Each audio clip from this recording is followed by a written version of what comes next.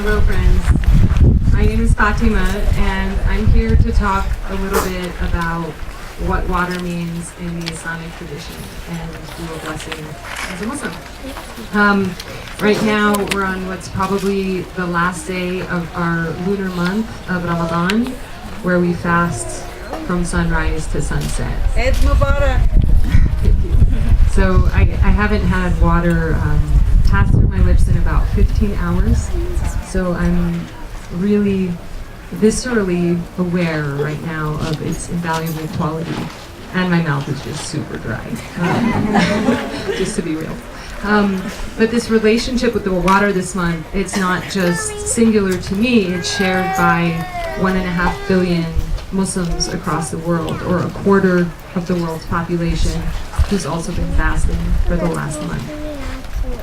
So I was raised here in New Mexico, in Abiquiu, between the Chama River and Acequia de las Gonzales.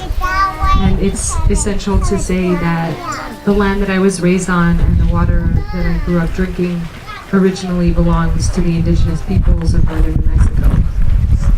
So I grew up drinking from a well that's shared by 4 houses. And my neighbors and I, when we meet people and they ask us, how do you know each other, or what's your relation to each other, we say we shared a well. Because at some point we realized that our relationship was bound by more than just the proximity of our homes. So water plays a central role in Islam. The word water is mentioned over 60 times in the Quran, or our holy book. Also rain, snow, and ice are mentioned.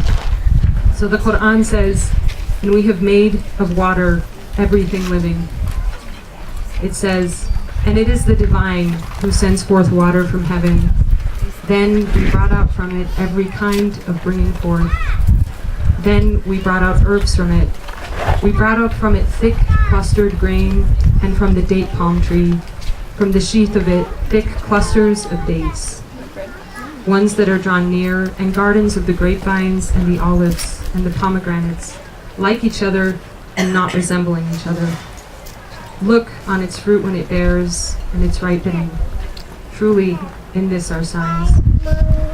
It says, and we made water flow forth in the land in springs, so the water gathered together according to a measure already ordained. So in the Quran, water is often mentioned as a reminder. And so it's sort of a reminder of the haste with which we walk through this world and the carelessness with which we treat things.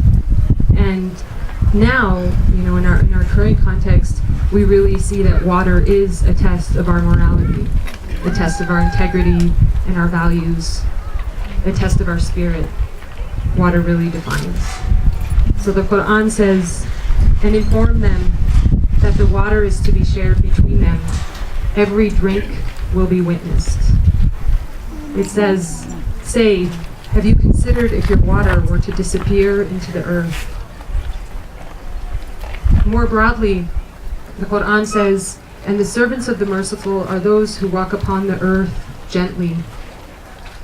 Walk upon the earth gently. We have made of water everything living.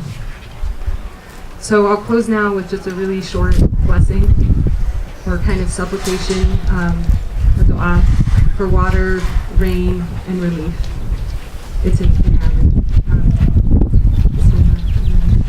Allahumma asqina غيثا مغيثا مريئا مريئا نافعا غير ضار عاجلا غير آجل اللهم غثنا اللهم غثنا اللهم غثنا. Thank you.